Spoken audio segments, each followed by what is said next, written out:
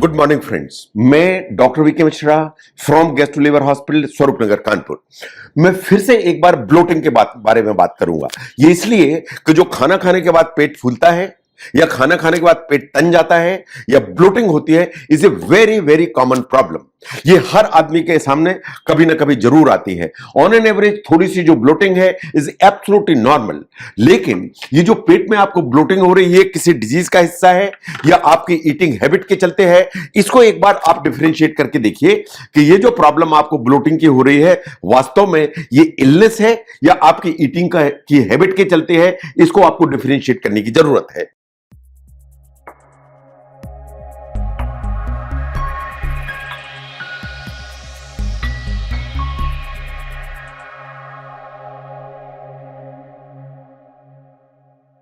No, जहां तक bloating का सवाल है, एक बार फूड सेंसिटिविटी को देखिए। जो फूड इंटॉलरेंस होते हैं उनके चलते कभी कभी पेट फूलता है। जो फूड इंटॉलरेंस है एंड फूड एलर्जी है, ये दोनों अलग अलग चीजें हैं। जो फूड इंटॉलरेंस होता है वास्तव में वो इसलिए होता है क्योंकि आपकी जो इंटेस्टाइन बहुत सारे फूड आइटम्स ऐसे होते हैं उनको प्रॉपरली डाइजेस्ट नहीं कर पाती। डाइजेस्ट इसलिए नहीं कर पाती है कि अगर आपकी इंटेस्टाइन में कुछ एंजाइम्स ऐसे हैं जो इन फूड आइटम्स को डाइजेस्ट करने के लिए जिम्मेदार है, वो डेफिसिट है या कम है, ऐसा होगा तो आपका पेट फूलेगा। जो आप आइटम्स खा रहे हैं उनमें नेचुरली कुछ कंपाउंड ऐसे हैं जो वास्तव में जिनके लिए आपकी जो इंटेस्टाइन है कैपेबल नहीं है डाइजेस्ट करने में, तो वास्तव में आपका पेट फूलेगा। जो आप खाना खा रहे हैं उसमें जो एडिटिव्स पड़े हुए हैं उनके लिए अगर आपकी इंटेस्टाइन सेंसिटिव है तो आप ये खाएंगे तो आपका पेट फूलेगा। तो एंजाइम की डेफिशिएंसी, जो नेचुरली ऑकरिंग कंपाउंड्स होते हैं खाने में उनकी सेंसिटिविटी, या जो एडिटिव्स खाने में जा रहे हैं उनकी सेंसिटिविटी, ये तीनों चीजें अगर हैं तो फूड इंटॉलरेंस होगा, आप खाएंगे तो आपका पेट फूलेगा। इसका तरीका यही है कि अगर ऐसा है तो एक फूड जर्नल बनाइए या डायरी में नोट करिए, फिर देखिए कि क्या चीज खाने से प्रॉब्लम है, उसे एक एक करके आपको एलिमिनेट करने की जरूरत है। नाउ ये जो प्रॉब्लम है, क्या आपको लगता है कि हार्मोन से जुड़ी हुई है? ये महिलाओं को ध्यान देने की जरूरत है। Now look at the pre menstrual symptoms. क्या जो पेट फूलने की प्रॉब्लम है, क्या ये सबसे ज्यादा आपको पीरियड शुरू होने के पहले होती है या पीरियड शुरू होने के 1-2-3 दिन पहले होती है आपको? अगर ऐसा है तो आपको पेट में ब्लोटिंग होगी, आपको कॉन्स्टिपेशन होगा, आपको गैस बनेगी। इट इज क्वाइट पॉसिबल कि ये डायरिया भी आपको कभी हो जाए। साइंस ऐसा मानती है कि आपकी बॉडी के अंदर जो एस्ट्रोजन एंड प्रोजेस्टेरॉन चेंज होते हैं हार्मोन्स, ये वाटर रिटेंशन करते हैं। ये जो वाटर रिटेन होता है आपकी बॉडी में, उसके चलते आपको ब्लोटिंग होती है। That's number 1।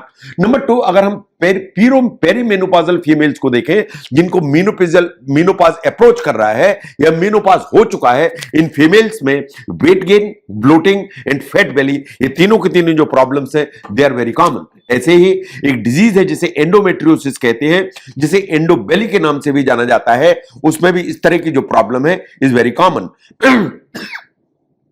नाउ अगर आपकी इंटेस्टाइन में कोई प्रॉब्लम है, जैसे आपको क्रॉनिक कॉन्स्टिपेशन है, अगर क्रॉनिक कॉन्स्टिपेशन है, आपको लगता है कि पेट ठीक से साफ नहीं हुआ, तो कुछ भी खाने से पेट फूलने की संभावना ज्यादा है। अगर आपको इरिटेबल बाउल सिंड्रोम है, जो अगेन हाफ इंटेस्टाइन की कुछ मनोवैज्ञानिक समझ लीजिए या सोमेटिक प्रॉब्लम समझ लीजिए या साइकोसोमेटिक समझ लीजिए, ये कुछ तरह की प्रॉब्लम है कि जिसमें पेट फूलने की प्रॉब्लम इज वेरी कॉमन। अगर इंटेस्टाइन में कोई इंफेक्शन है, जैसे स्मॉल इंटेस्टिनल बैक्टीरियल ओवरग्रोथ है, तो पेट फूलने की संभावना ज्यादा होती है। जैसे सीलिएक डिजीज है जिसमें गेहूं की एलर्जी होती है, उसमें भी इस तरह की प्रॉब्लम होती है। तो अगर ऐसा कुछ है तो आपको बिल्कुल ध्यान देने की जरूरत है। आपको अपनी मेडिकल हिस्ट्री देखने की जरूरत है, आपको अपने डॉक्टर से कंसल्ट करने की जरूरत है, आपको अपनी डाइट देखने की जरूरत है। आप देखिए कि कहीं ऐसा तो नहीं है कि आप कोई एक्सरसाइज भी नहीं करते हैं। अगर ऐसा कुछ है तो आपको अपने डॉक्टर से बात करके जो डिजीज प्रोसेस है उसको एक बार क्लियर कराने की जरूरत पड़ेगी।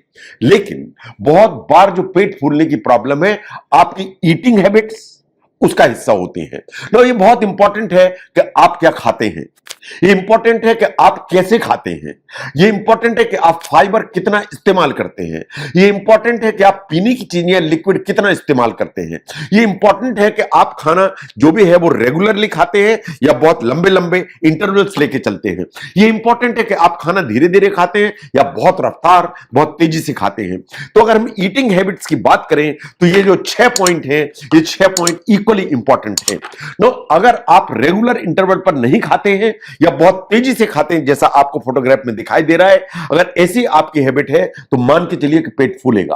अगर आप मील को स्किप करते हैं, बहुत इंटरवल क्रिएट करते हैं, तो जब आप बाद में खाना खाएंगे तो हमेशा ओवर ईट करेंगे तो आपका पेट फूलेगा। अगर आप बहुत तेजी से खाना खाते हैं तो आप बहुत सारी एयर को भी स्वेलो करते हैं तो एक पेट में ब्लोटिंग की फीलिंग आएगी। इसलिए स्मॉल अमाउंट फ्रीक्वेंट मील्स लेने की जरूरत है, जो खाना है उसको प्रॉपर चबाने की जरूरत है, एक बार बैठ के खाना खाने की जरूरत है विदाउट एनी डिस्ट्रैक्शन, ताकि आपकी जो डाइजेस्टिव प्रोसेस है वो ठीक काम करे।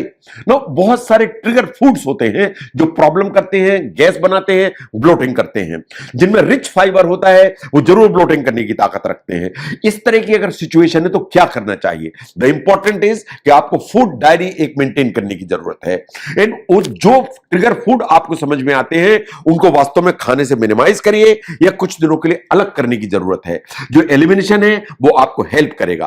अगर ऐसा आपको लगता है कि प्रॉब्लम खाने से है तो एक बार किसी रजिस्टर्ड डाइटिशियन से कंसल्टेशन लीजिए, शायद आपकी प्रॉब्लम सेटल हो जाए। नो, अगर आप फाइबर बहुत ज्यादा खाते हैं तो उसको ध्यान से देखिए। फाइबर इंपॉर्टेंट है, फाइबर इंटेस्टाइन के लिए इंपॉर्टेंट है, फाइबर हमारी हेल्थ के लिए इंपॉर्टेंट है। जो फाइबर है वो न्यूट्रिशन का हिस्सा है। फाइबर के बहुत सारे हेल्थ बेनिफिट्स हैं, लेकिन जब आप फाइबर ज्यादा मात्रा में लेते हैं तो ये वाटर रिटेन करता है तो पेट फुलाता है। नो, अगर आपको इस प्रॉब्लम से बचना है तो दो ही तरीके हैं। नंबर वन, अगर आप फाइबर खाना में बढ़ा रहे हैं तो धीरे धीरे करके बढ़ाइए, अचानक ज्यादा मात्रा का फाइबर मत खाइए। और पानी की जो मात्रा है इनटेक उसको बढ़ा के चलिए, उससे आपको फर्क पड़ेगा। तो जब भी आपको इस तरह की प्रॉब्लम है कि खाना खाने के बाद पेट फूलता है तो हमेशा इन चीजों को आपको ध्यान देने की जरूरत है कि क्या आपकी हैबिट्स हैं, क्या आपकी डाइटरी पैटर्न है जो वास्तव में इस चीज के लिए जिम्मेदार है। अगर आप अपने खाने को ध्यान से देखेंगे, अगर आप डाइट को जो है मेंटेन करके चलेंगे, डायरी मेंटेन करके चलेंगे, तो आप क्लियर कर पाएंगे कि आपकी क्या हैबिट है और क्या आपका खाना है जो इस प्रॉब्लम को क्रिएट करता है। तो इस तरह की जो प्रॉब्लम है, जो ब्लोटिंग की, वो आपकी किस हैबिट से जुड़ी हुई है उसको समझने में अगर ये वीडियो हेल्प करता है जरूर शेयर करें। मैं doctor V K Mishra from gastro liver hospital, Swaroop Nagar, Kanpur. Thank you very much.